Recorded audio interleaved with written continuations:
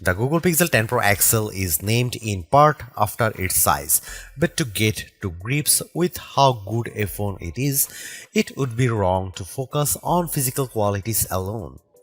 It is easy to point to things like the phone's incredibly bright display or its versatile cameras as major selling points. But this is a phone where the true value lies beyond the specs list. There are, in typical Google fashion, lots of AI features to play around with, features with a wide range of applications and utility.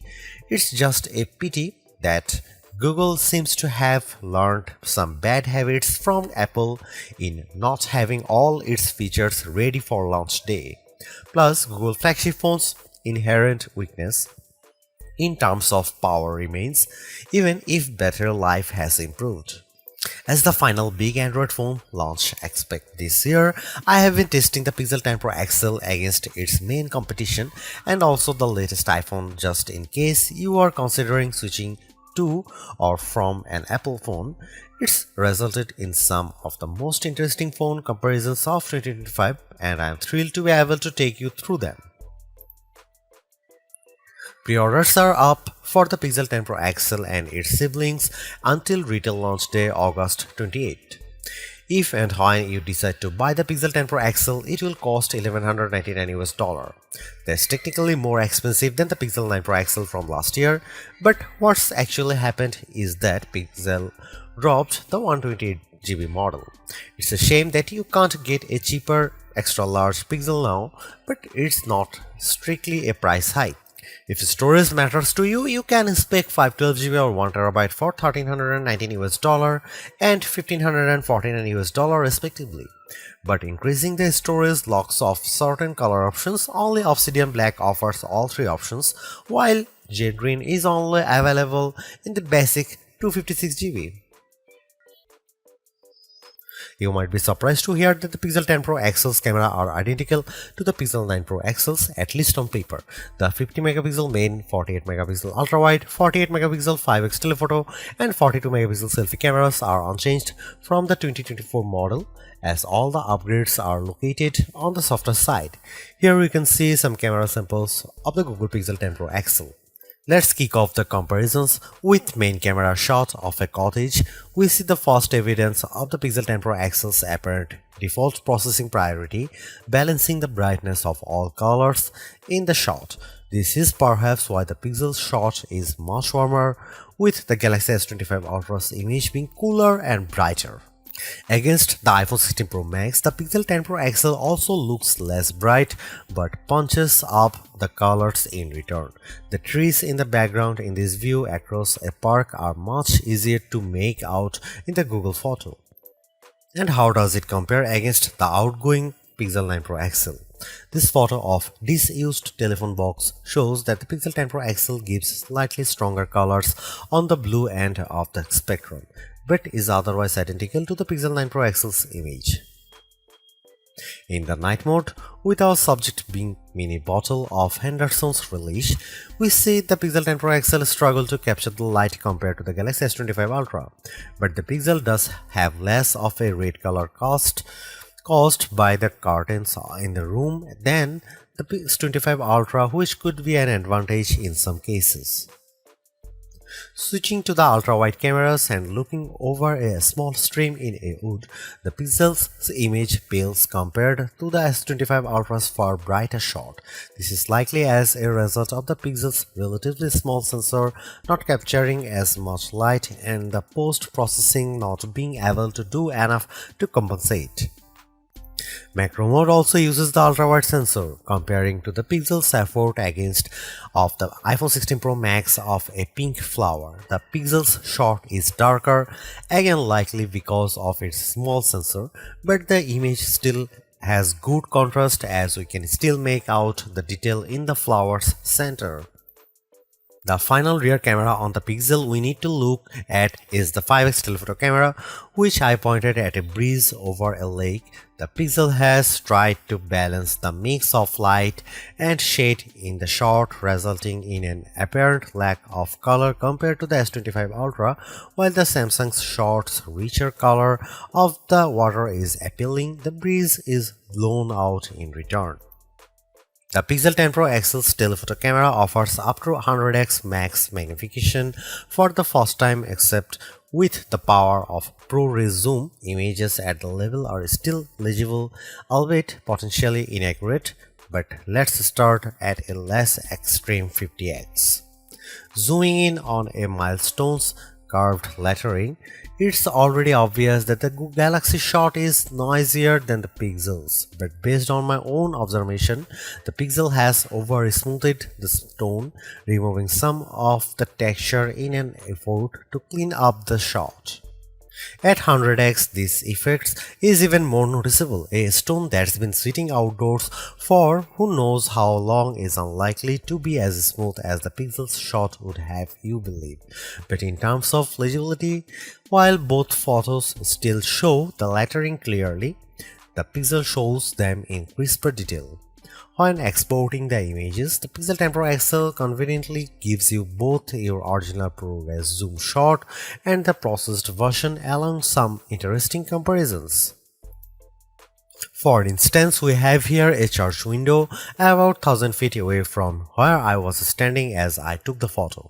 It's an impressively sharp shot, but the Pixel's processing system seemed to have read the stone bars between the glass as wood, adding a vertical grain effect. While the detail of the brickwork has been impressively recovered, it shows a big limitation of these generative detail enhancing tools. It shows you what's likely to be there rather than what truly is there.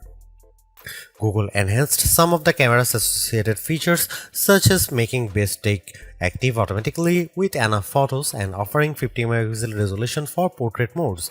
But the all-new feature, and the one I spent the most time with, was Camera Coach, the new photography teaching tool that's accessible right from the viewfinder.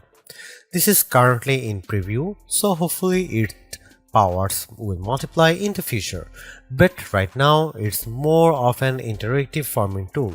It will detect what you are pointing the camera at, offer some suggested compositions, and then give you tips on which camera lens to use, where to stand, and how to position the subject.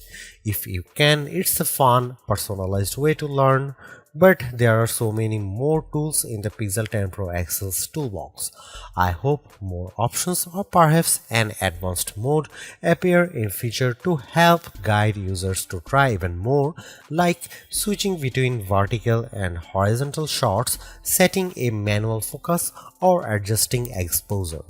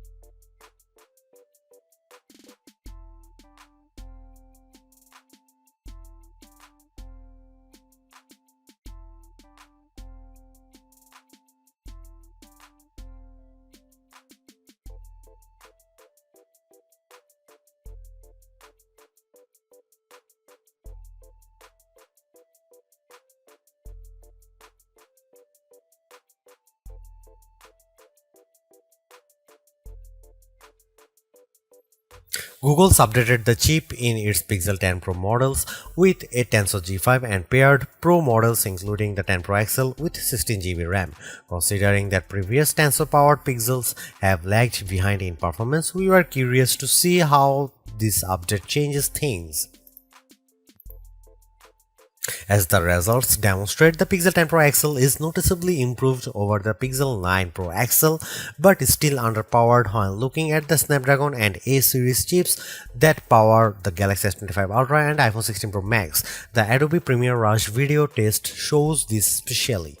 In my general gaming test of playing the graphically intense RPG XR Stress in order to get a consistent 60 FPS frame rate, I had to turn off anti-aliasing, reduce the resolution from ultra to high and environment quality down to average, and even the game would still experience hiccups. And flagships with Snapdragon 8 Elite can easily handle this game at maximum settings. Now that the 128GB Pixel Pro XL model has been discontinued, the Pixel 10 Pro XL starts with 256GB storage with the option to up that to 512GB or 1TB storage. This should be speedy storage to load and unload thanks to Google using the UFS 4.0 memory standard with 512GB or 1TB of storage on a US model. You also get zoned UFS, a feature that supposedly organizes data within your device's storage to improve its efficiency, speed, and the device's lifespan. We are not sure why this is limited to only a 2 out of 3 storage options and only to American customers, but it sounds like a bonus worth having. Google's made a few but effective upgrades to the Pixel 10 Pro XL. It's a masterclass in efficiency, changing and improving just enough to stay amongst the top of the pack in the most areas. The display's brightness is unmatched, and the camera's ultrawide perhaps aside offer a balanced, natural look that I can see a lot of people liking. It's unfortunate that the Pixel 10 series is still the lowest powered of the flagship phones on sale today and lags behind its main rivals on battery efficiency. Hopefully, access to Google's latest AI tools makes up for that for anyone who decides to take the plunge, although perhaps give it a couple of months if this is your primary reason. Hopefully, by then the seemingly incomplete Magic Q and the preview version of the camera coach will have been made whole. The Galaxy S25 Ultra may still be a better pick for you if you want more power and power efficiency from your phone. The Pixel 10 Pro may also be a better fit than the XL, considering you only sacrifice display size and battery life for a cheaper phone that's otherwise just as capable as its larger sibling. But the Pixel 10 Pro XL is the most capable and competitive of Google's latest batch of phones. If you are buying a phone right now and want best-in-class software combined with top-tier hardware, this Pixel is probably the one to pick.